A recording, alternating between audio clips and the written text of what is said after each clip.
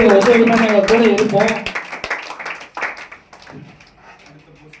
அடுத்த போஸ்டிங் அடுத்த வாரம் நான் கண்டிப்பா கோல்டன் மேனேஜர் அச்சீவ் பண்ணுவோம். கண்டிப்பா நடக்கும்.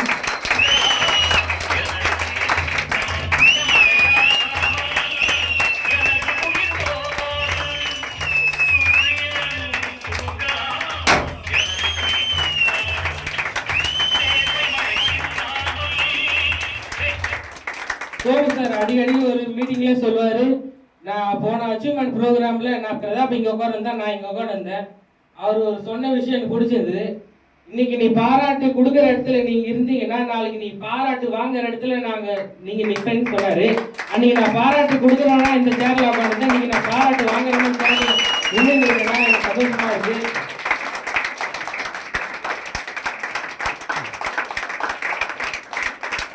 ஜெயலட்சுமி மேம் ஒரு விஷயம் சொல்லுவாங்க, உங்க லீடர் சொல்லி கொடுத்தத ஏன் எதுக்குன்ற கேள்வியை கேட்காம நீங்க உங்க லீடர் சொல்றதை நீங்க செஞ்சீங்கன்னா வெற்றின்றது கண்டிப்பா இருக்கும். அதனால அதை நாங்க 2 பேருமே கேட்டு எங்க லீடர் சொல்றதை ஏன் எதுக்குன்ற கேள்வியை கேட்காம அவங்க சொல்றதை எங்களால முடியலனாலும் நாங்க முயற்சி பண்ணி போராடி நாங்க இதை அச்சீவ் பண்ணியிருக்கோம். பிளாட்டினம் லீடர் அப்படின்றத நாங்க அச்சீவ் பண்ணியிருக்கோம். அது சந்தோஷமா தான் இருக்கு.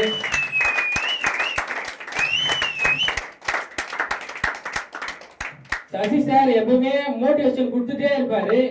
பிரதாப்புக்கும் எனக்கும் ஏதாச்சும் ஒரு விஷயம் சொல்லிட்டே இருப்பாரு. நீங்க 2 பேரும் ஒன்னாவே ஜெயிக்கணும்டா, ஒன்னாவே இருக்கணும் அப்படின்ற வெறி கோசமே நாங்க ஓடணும். சசி சார் சொன்னதுனால நாங்க கண்டிப்பா ஜெயிச்சு இந்த இடத்துல நின்று இருக்கோம் சொல்றேன்.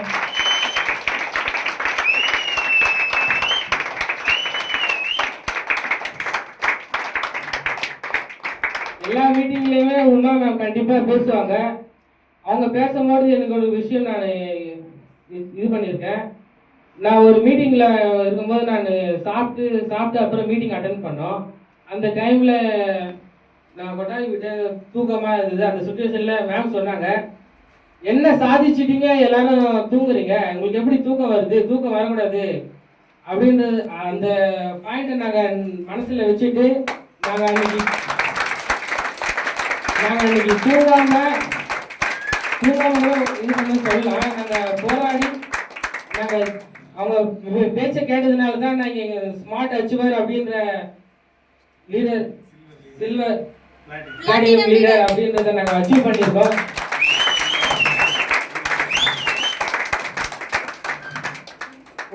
எனக்கு 18 வயசு கூட ஆகல, 17 வயசு தான் ஆகுது.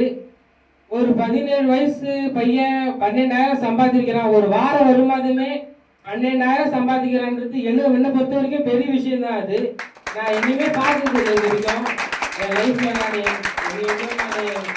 கூட போயிருக்கேன்,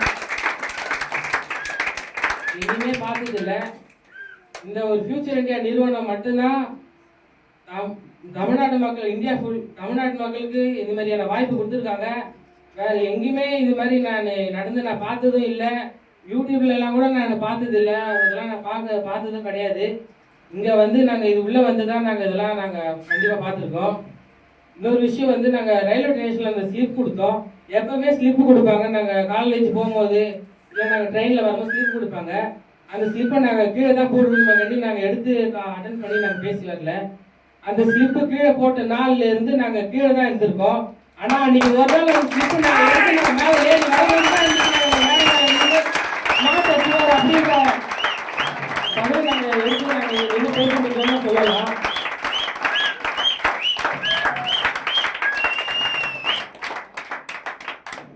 யாராலுமே முடியாது தான். நாங்கள் அன்னைக்கு முடியாதுன்னு சொல்லிட்டு நாங்கள் போயிருந்தேன்னா, நான் ஏதோ ஒரு வெளியில் ஏதோ ஒரு ஆட்டோ ஓட்டுறவனா, இல்லை காருக்கு டிரைவரா, இல்லை வேற ஏதோ ஒரு கூலி வேலைக்கு அது மாதிரி தான் நான் போய் நான் சம்பாதிச்சிருப்பேன். என்னால் ஜெயிக்க முடியும் அப்படின்ட்டு நான் அன்னைக்கு உங்களால் முடியலனால நான் முயற்சி பண்ணி வந்ததுனால தான் எனக்கு இந்த ஸ்மார்ட் அச்சீவர்ன்ற ப்ரோக்ராம்னு சொல்லலாம். எனக்கு எனக்கு அவ்வளோ பேச தெரியாது. எங்கள் அம்மா கூட பேச பாருங்க, நான் வீட்டில் கூட அவ்வளோ நான் பேச மாட்டேன். பேச மாட்டேன்ட்டு நான் ஃபைனலா அதுதான் சொல்லலாம்னு இருந்தேன். அவங்க அம்மாவே இன்னைக்கு பிரமிச்சு போய் பார்ப்பாங்க, ஏன் பிள்ளையாடா இது வரைக்கும் அவன் பேச மாட்டேன். அதான் சொல்றாங்கல்ல, ஒரு வெற்றி ஒருத்தர் என்ன பண்ணுவோம் அப்படின்னா பேச வைக்கும். அவர் இன்னைக்கு பேசுறதுக்கான காரணம் என்ன தெரியுமா? அவர் என்னெல்லாம் செஞ்சாரு, எதையெல்லாம் தள்ளி வச்சாரு, எதை அடையிறதுக்காக முயற்சி பண்ணாரோ அதுதான் இன்னைக்கு கிருஷ்ணன் பிளாட்டினம் லீடர். கரெக்டா? ஓகே. சசி சார் கிட்ட எங்க அம்மா பேசியிருந்தாங்க நான் ஜாயின் பண்ண புதுசுல.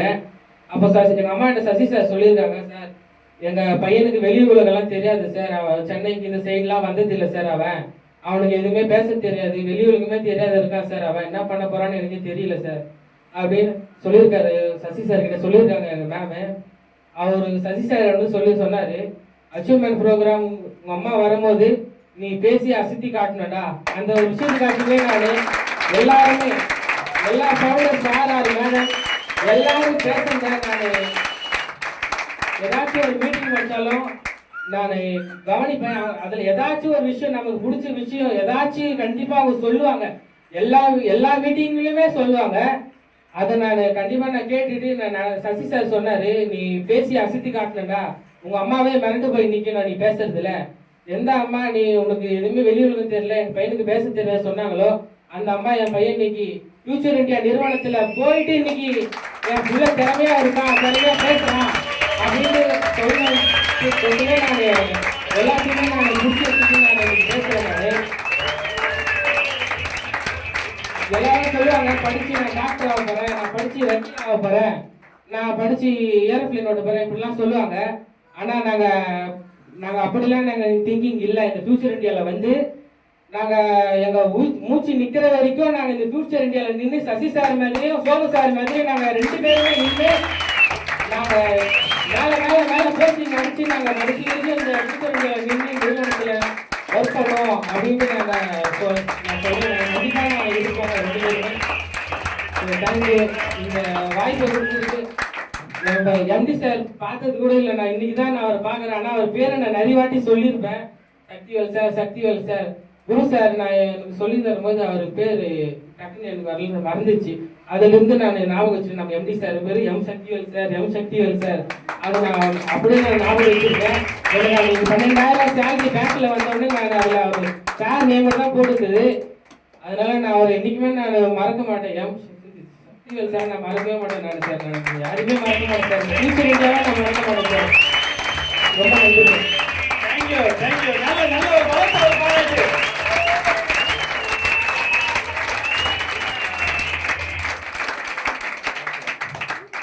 அதாவது எப்படி அப்படின்னா, நானே மிரண்டு போய் அவருடைய ஸ்பீச்சை சக்திவேல் சார் என்ன பார்க்குறாரு, நான் அவரை பார்க்குறேன். நீங்க என்ன பாருங்களேன், வேற யாருக்காவது பேசுறதுக்கு நான் வாய்ப்பு கொடுக்குறேன். இங்க வந்து நின்னுங்கன்னா அங்க இருக்கிறது வரைக்கும் பேச்சு வரும்.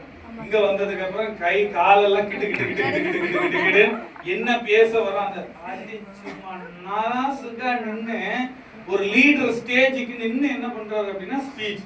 அவர் சொன்னார் பாத்தீங்களா, அந்த ஒவ்வொரு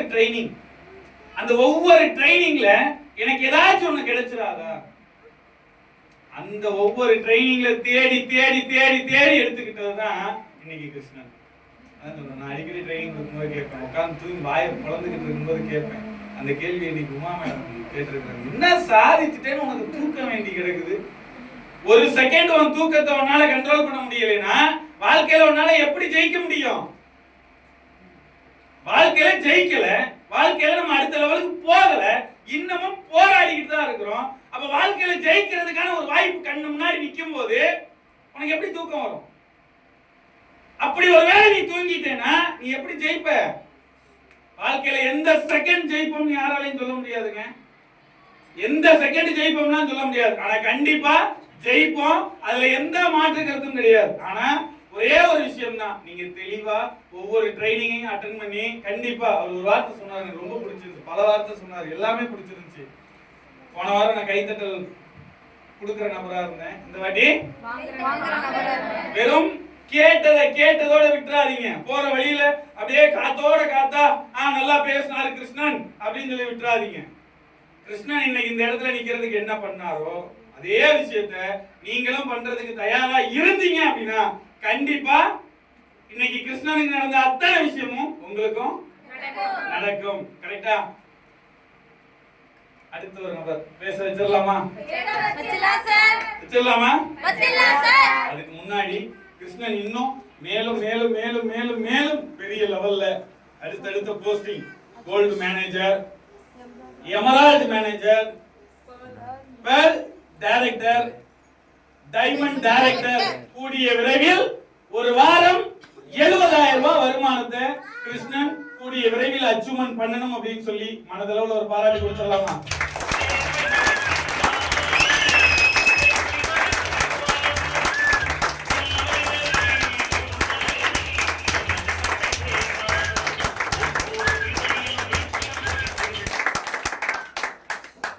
ஓகே, அடையிறது வரைக்கும் ஓடிக்கிட்டே இருக்கணும். கரெக்டா?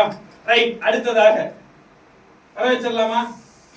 நம்மளுடைய யாருன்னு சொல்லலாம், எனக்கு பிடிச்ச நபர் இல்லையா, அவருக்கு நல்ல ஒரு பாட்டு போட்டு வார்ம் வெல்கம் பண்ணிடலாமா? பண்ணிடலாமா? நமக்கு எப்பவுமே வைப்ரேஷன் நிறைஞ்ச சாங் தான். நல்ல நல்ல ஒரு எனர்ஜெட்டிக்கா வாங்க.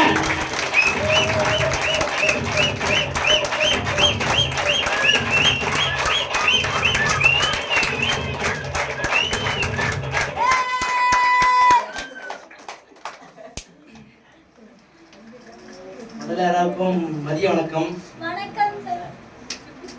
வணக்கம் சார். என் பேர் பிரதாப்.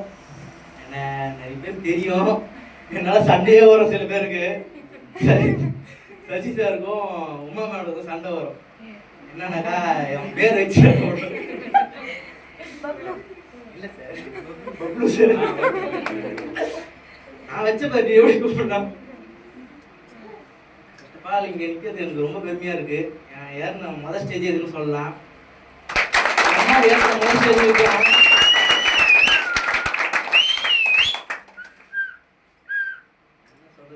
எல்லாம் சொல்லிட்டு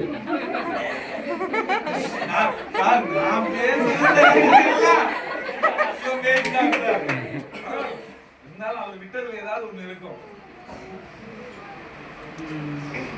நான் மேலும் டீமை டெவலப் பண்ணுவேன். டெவலப் பண்ணி இதே இடத்துல நான் நிக்க வச்சு காட்டுவேன்.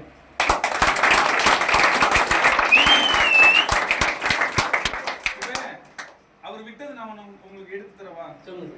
இப்ப எல்லாம் அவர் பேசல, ஏன்னா நீங்க எடுத்ததுக்கு அப்புறம் தான் வாய்ப்பு அவர் எடுத்தாரு.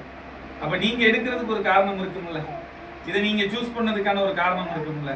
அந்த முடிவு என்ன ஆனாலும் பரவாயில்ல, செஞ்சு பார்ப்போம் அப்படிங்கிற அந்த டிசிஷன் எடுக்கணுங்கிற எண்ணம் எப்போ வந்துச்சு, ஏன் வந்துச்சு? ஏன்னா அந்த முடிவு தானங்க இன்னைக்கு இவ்வளவு பெரிய விஷயம். அதை அவர் சொல்லல, ஏன்னா அது அவருக்கு தெரியாது. அந்த முடிவு யாருக்கு தான் தெரியும்? எனக்கு தான். அவ்வளவுதான். அதுதான் இன்னைக்கு நீங்க பேச வேண்டிய விஷயம்.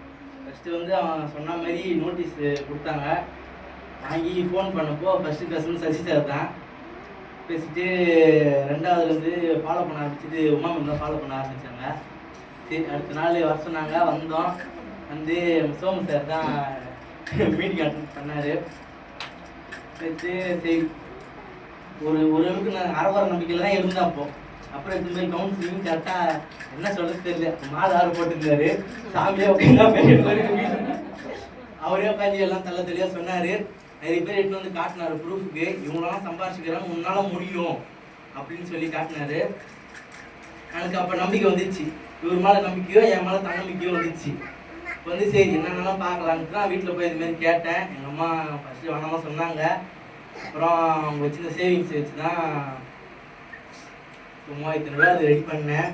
பண்ணிவிட்டு இந்த இடத்துல நிற்கிற காரணம் எங்கள் அம்மா தான் ஃபஸ்ட்டு. காசு தான்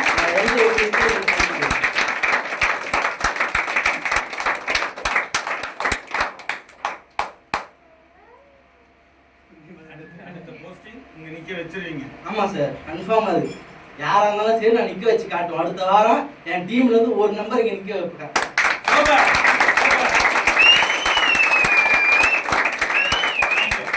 தேங்க்யூ. அவ்வளவுதான் விஷயமே. கரெக்டா?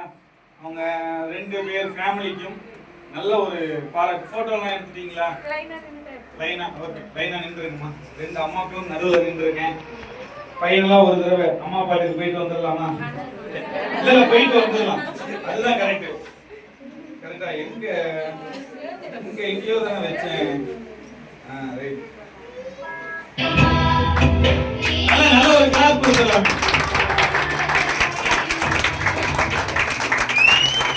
நல்ல பழக்கமான ஓகே. அவங்கள வெளியே, அதாவது நல்லா புரிஞ்சுக்கோங்க, வெளியே கூட்டு போய் போட்டோ எடுத்துருங்க. வெளியே என் கேபின் கூட்டு போயிட்டு போட்டோ எடுத்துக்கோங்க. இன்னைக்கு தான் அவங்கள ரசிக்க முடியும். எடுத்துட்டு 10 செகண்ட்ல திரும்ப ஓடி வந்துடுங்க. ரைட்டா? நல்ல ஒரு பலத்தை ஒரு பாராட்டு கொடுத்து வெளியே நிற்கிறாங்க.